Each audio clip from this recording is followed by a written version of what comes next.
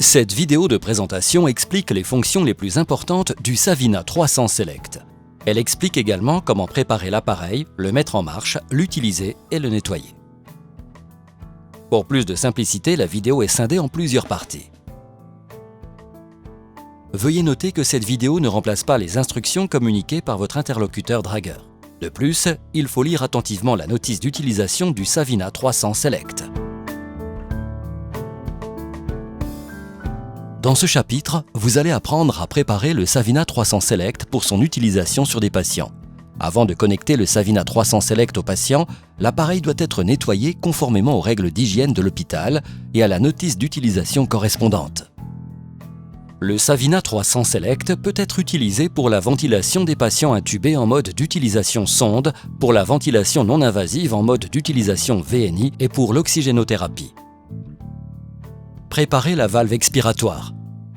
Vérifiez que le diaphragme se positionne parfaitement sur le bord du logement de valve expiratoire et que le manchon du capteur de débit et le récipient du piège à eau ont été fixés. Insérez ensuite la valve expiratoire.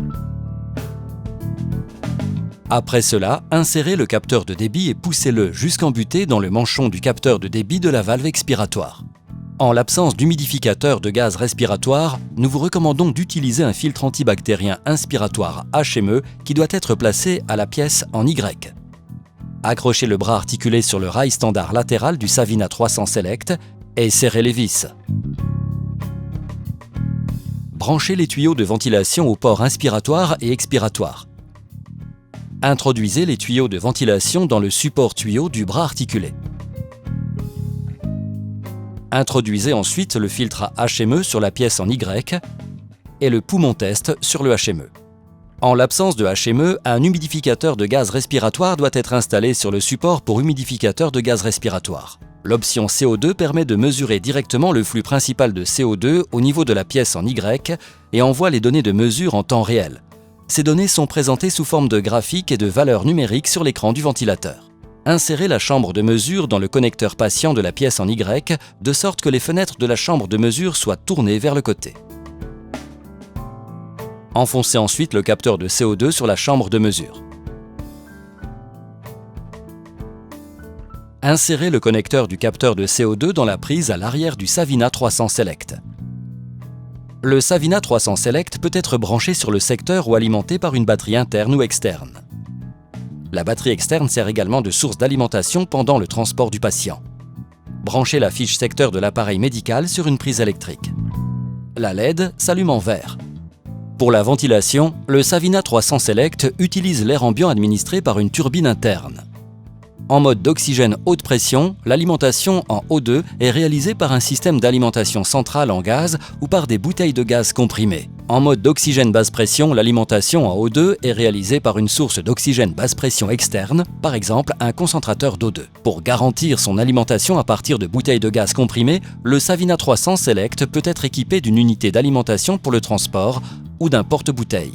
Pour l'alimentation en O2 depuis un système d'alimentation centrale en gaz, raccordez le tuyau de gaz comprimé sur le port O2 du Savina 300 Select. Si un nébuliseur est utilisé, raccordez-le au côté respiratoire de la pièce en Y et raccordez le tuyau inspiratoire au nébuliseur. Placez le nébuliseur en position verticale. Pour l'oxygénothérapie, raccordez les deux tuyaux de ventilation à l'humidificateur de gaz respiratoire. Branchez un tuyau de ventilation au port inspiratoire de l'appareil et l'autre tuyau de ventilation directement sur l'interface patient pour l'oxygénothérapie. Par la suite, introduisez le tuyau de ventilation dans le support tuyau du bras articulé.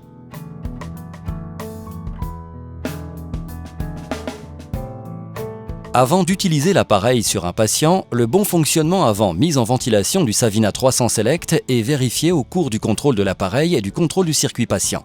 Ne démarrez la ventilation qu'une fois le contrôle du dispositif réalisé de façon satisfaisante. Le contrôle de l'appareil s'effectue rapidement et facilement. Le Savina 300 Select guide l'utilisateur dans les différentes étapes de contrôle sous la forme d'un dialogue question-réponse. Allumez le Savina 300 Select et touchez l'onglet Contrôle de l'appareil. Le Savina 300 Select affiche la liste de chacune des étapes de contrôle. Touchez le bouton Démarrer et confirmez avec le bouton rotatif. Répondez aux questions dans le champ d'information en appuyant sur les touches oui et non.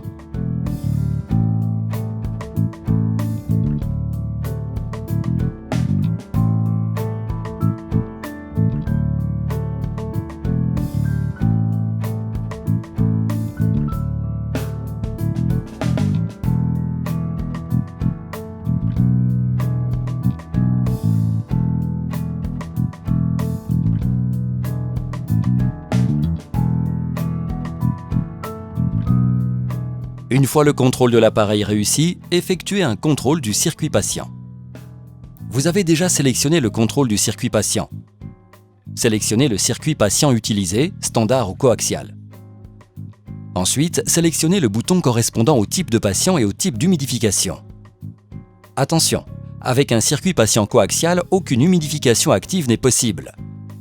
Touchez le bouton Démarrer et confirmez avec le bouton rotatif. Suivez alors les instructions qui s'affichent dans le champ d'information.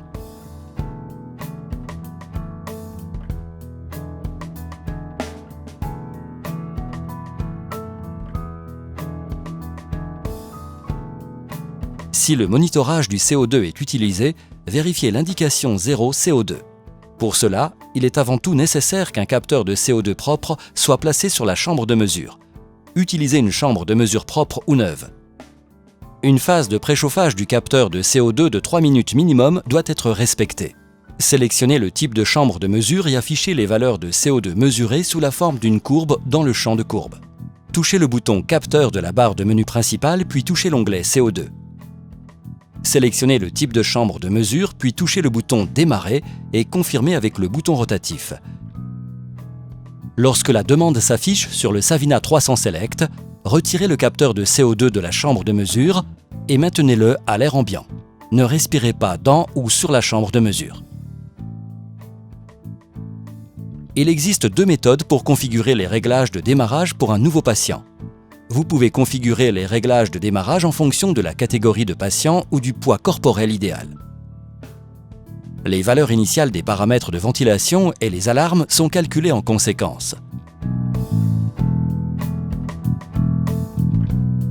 Ce chapitre décrit comment sélectionner les modes de ventilation et les réglages additionnels ainsi que comment régler les paramètres de ventilation et les seuils d'alarme. Le Savina 300 Select peut être utilisé pour la ventilation des patients intubés en mode d'utilisation sonde, pour la ventilation non invasive en mode d'utilisation VNI et pour l'oxygénothérapie. Pour démarrer une ventilation invasive, sélectionnez sonde. Faites ensuite votre choix entre patient actuel, nouvel adulte et nouveau patient pédiatrique. Si vous sélectionnez nouvel adulte, indiquez la taille du patient. Le poids corporel idéal est calculé en fonction de la taille. Sélectionnez le bouton des paramètres de ventilation et vérifiez ou adaptez les réglages nécessaires. Pour confirmer, utilisez le bouton rotatif. Sélectionnez ensuite le bouton alarme et vérifiez ou adaptez les seuils d'alarme en conséquence. Pour confirmer, utilisez le bouton rotatif. Pour démarrer une ventilation non invasive, sélectionnez le bouton VNI. Faites ensuite votre choix entre patient actuel, nouvel adulte et nouveau patient pédiatrique. Si vous sélectionnez un nouveau patient, indiquez sa taille. Le poids corporel idéal est calculé en fonction de la taille.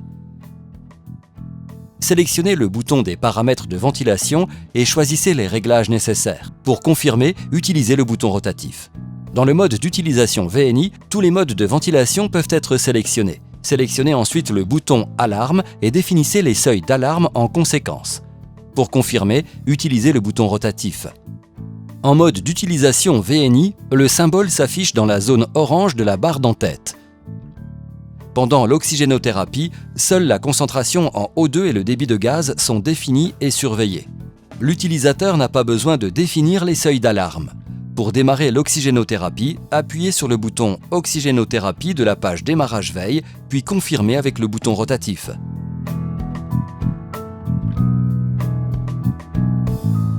Vous disposez de 3 options pour ouvrir la boîte de dialogue. Paramètres de ventilation permettant d'adapter les réglages de la ventilation. 1. Touchez le bouton « Paramètres de ventilation » de la barre de menu principal. 2. Touchez le bouton flèche dans la barre de thérapie. Ou 3. Touchez le mode de ventilation affiché dans la barre d'en-tête. Pour sélectionner un mode de ventilation, appuyez sur l'onglet correspondant au mode de ventilation. L'onglet devient alors jaune. Pré-réglez les paramètres de ventilation si nécessaire. Si l'élément de commande de la thérapie est affiché en vert foncé, après confirmation avec le bouton rotatif, les paramètres de ventilation sont effectifs de manière immédiate, même si le nouveau mode de ventilation n'était pas encore activé. Pour optimiser la ventilation, les modes de ventilation peuvent être combinés à des paramètres supplémentaires. Pour afficher ceux correspondant au mode de ventilation actif, appuyez sur l'onglet « Paramètres supplémentaires ».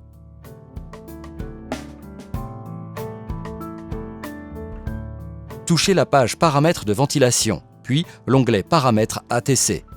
Vous pouvez y régler les paramètres du type de sonde, de diamètre de sonde et de compensation automatique de la sonde et ATC. Les fuites sont plus importantes avec la ventilation non invasive qu'avec la ventilation invasive. Le Savina 300 Select prend en compte les fuites du mode d'utilisation VNI. Le trigger inspiratoire est automatiquement adapté aux fuites mesurées. Les valeurs mesurées de volume courant intègrent une correction des fuites et indiquent le volume courant réel du patient. Pour cela, ouvrez la page Paramétrage système et activez le paramètre correspondant, puis confirmez avec le bouton rotatif. En mode d'utilisation VNI, la compensation de fuite est toujours activée. En mode d'utilisation sonde, la compensation de fuite peut être activée ou désactivée.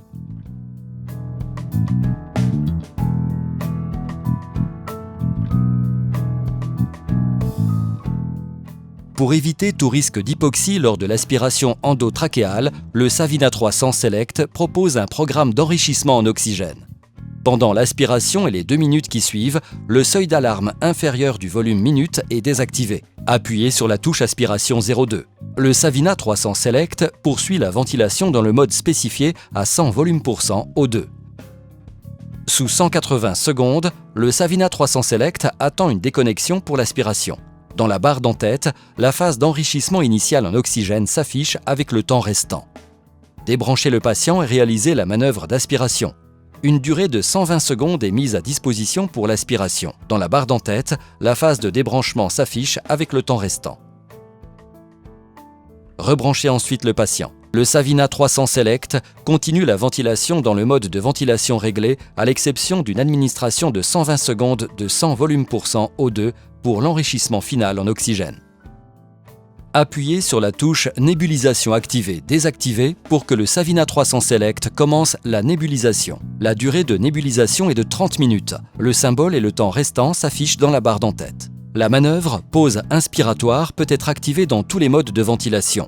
Entre 2 cycles de ventilation administrés automatiquement, une respiration peut démarrer manuellement et prolonger ou, quel que soit le moment de démarrage, une respiration automatique peut être prolongée. Pour déclencher l'inspiration manuelle, appuyez brièvement sur la touche Pause inspiratoire. Pour étendre l'inspiration manuelle, appuyez et maintenez enfoncée la touche Pause inspiratoire pendant le temps inspiratoire souhaité. Le Savina 300 Select affiche les signaux d'alarme visuels et sonores suivants. 1. Le système affiche le message d'alarme correspondant dans le champ du message d'alarme de la barre d'en-tête. 2. Le champ du paramètre qui déclenche l'alarme clignote. 3. Dans la boîte de dialogue Alarme, la valeur mesurée correspondante clignote. 4. Pour les messages d'alarme de priorité élevée ou moyenne, la LED correspondante clignote sur le panneau de commande. La couleur de fond du champ des messages d'alarme indique la priorité de l'alarme active. Si plusieurs alarmes se déclenchent en même temps, celle ayant la priorité la plus élevée s'affiche en premier. Les messages d'alarme de priorité élevée, qui ne sont plus actifs, sont affichés avec la couleur de fond du champ des messages d'alarme. La boîte du paramètre qui déclenche l'alarme clignote dans la couleur correspondant à la priorité d'alarme. Le rouge signifie avertissement et correspond à une alarme de priorité élevée. Le jaune signifie attention et correspond à une alarme de priorité moyenne. Le cyan signifie note et correspond à une alarme de faible priorité. Sur la page Journal, la priorité des messages d'alarme est également indiquée par des points d'exclamation. La tonalité d'alarme peut être supprimée pendant 2 minutes maximum. Si pendant cette période une alarme de priorité élevée se déclenche, la séquence de tonalité retentit une fois. Si la défaillance ayant déclenché l'alarme n'est pas éliminée au bout de 2 minutes, l'alarme retentit à nouveau. Appuyez sur la touche Pause audio pour supprimer la tonalité d'alarme. Une fois le défaut éliminé, la tonalité d'alarme s'arrête. Les messages d'alarme de priorité élevée restent affichés et doivent être validés. Appuyez donc sur la touche Réarme alarme. Vous disposez de deux options pour ouvrir la boîte de dialogue alarme. Pour définir le seuil d'alarme, touchez le bouton Alarme dans la barre du menu principal ou allez directement dans la boîte de dialogue Alarme. Touchez le bouton correspondant pour le seuil d'alarme, définissez la valeur en tournant le bouton rotatif, puis appuyez pour confirmer.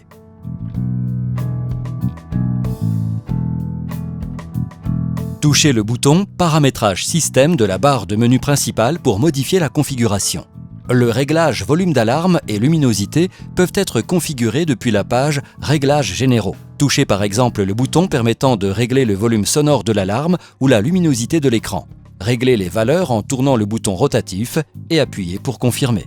Sur la page de ventilation, les fonctions de ventilation, limite de pression, pause inspiratoire, temps de plateau et arrêt inspiratoire peuvent être activées ou désactivées. Touchez le bouton marche ou arrêt et confirmez avec le bouton rotatif. Pour configurer les paramètres de démarrage, touchez le bouton Paramétrage système, puis cliquez sur Paramètres de démarrage. Saisissez le mot de passe, puis choisissez OK. Touchez maintenant l'onglet Paramètres 1 et sélectionnez la catégorie de patient ou le poids du patient. Confirmez avec le bouton rotatif. Vous pouvez configurer une langue, la date et l'heure, ainsi que les unités grâce à la page Pays. Un transfert de données est effectué via Medibus, Medibus SX ou appel infirmière. Le Savina 300 Select peut être complété par un ensemble d'options supplémentaires. Mode de ventilation supplémentaire, PC BiPAP, PC APRV, PC AC et WC VIV. Autoflow, Pédiatrique Plus, Oxygénothérapie, Ventilation non invasive, CO2, Monitoring Plus, Procédure spéciale, ATC et prise en main rapide. Option non présentée ici, LPO.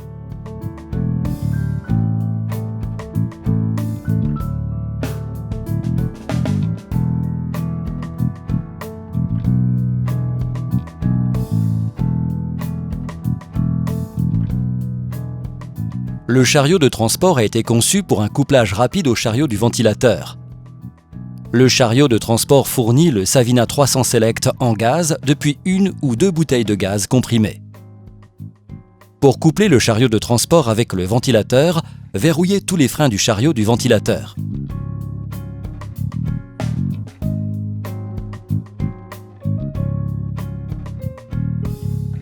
Déplacez le chariot de transport sous le chariot. La tige de guidage doit être poussée dans la plaque de fixation. Basculez le chariot de transport jusqu'à ce que l'élément de couplage de l'unité s'enclenche dans l'élément de couplage du chariot en émettant un clic. Tirez sur le chariot de transport pour vérifier que le couplage est correct. Le bouton de verrouillage ne peut plus être actionné lorsque le verrouillage est correct.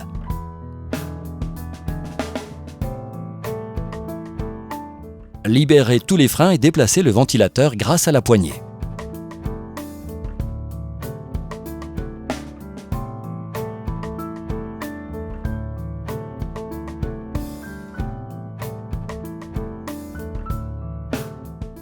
Rebranchez immédiatement l'appareil à une prise électrique après le transport du patient pour bien recharger les batteries.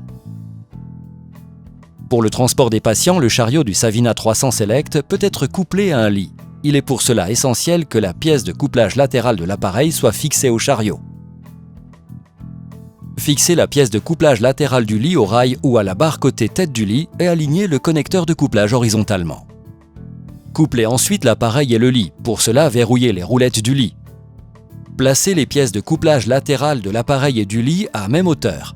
Pour ce faire, réglez la hauteur du lit ou replacez la pièce de couplage latérale de l'appareil sur la colonne du chariot. Ajustez la distance entre l'appareil et le lit. Appuyez pour cela sur le bouton de libération. Poussez l'appareil vers le lit jusqu'à ce que le connecteur de couplage s'enclenche dans la tête de couplage de la pièce de couplage latérale de l'appareil. Le tout en émettant un bruit. Pour séparer l'appareil et le lit, maintenez enfoncé le bouton de libération de la pièce de couplage latérale de l'appareil. Dans le même temps, détachez l'appareil du lit. Pour séparer le chariot de transport, verrouillez tous les freins du chariot du ventilateur. Maintenez le chariot de transport par la poignée et déplacez le levier de verrouillage vers la gauche tout en appuyant sur le bouton de verrouillage. Retirez le chariot de transport de sous le chariot et rangez-la.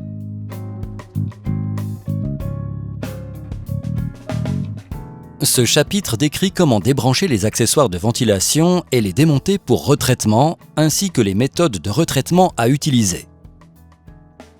Avant de déconnecter et de remonter les accessoires de ventilation, arrêtez l'appareil et l'humidificateur de gaz respiratoire et débranchez leur prise. Videz les pièges à eau, les tuyaux de ventilation et, si l'appareil en est doté, le bac de l'humidificateur de gaz respiratoire.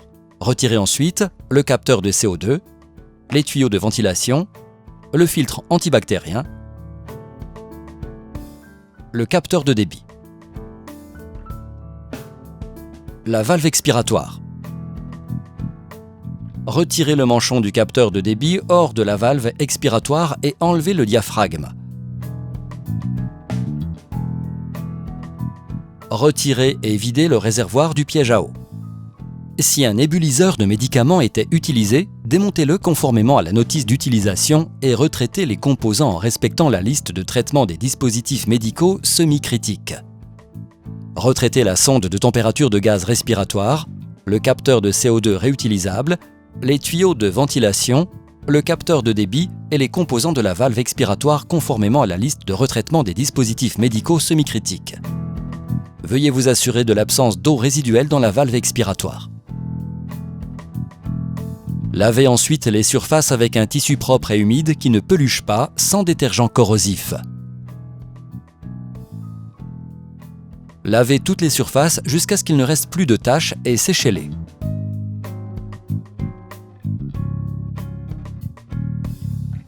Une désinfection manuelle doit idéalement être réalisée avec les désinfectants recommandés par Draeger. Notez que la concentration, la température et la durée d'exposition varient en fonction du désinfectant.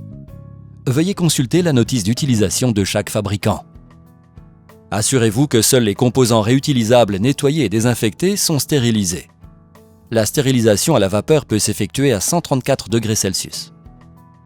Observez les consignes de la notice d'utilisation de l'appareil. Pour garantir l'efficacité de la stérilisation, une durée de stérilisation minimale de 5 minutes est nécessaire.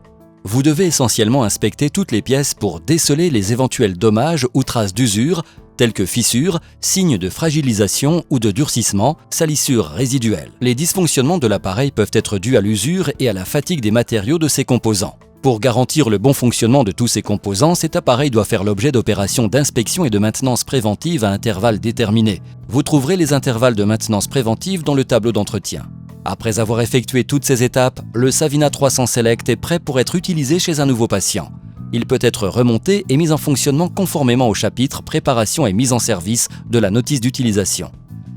Nous espérons vous avoir donné un aperçu intéressant de l'ingéniosité du Savina 300 Select. Pour de plus amples informations, veuillez consulter la notice d'utilisation disponible sur notre site web. N'hésitez pas à nous contacter directement.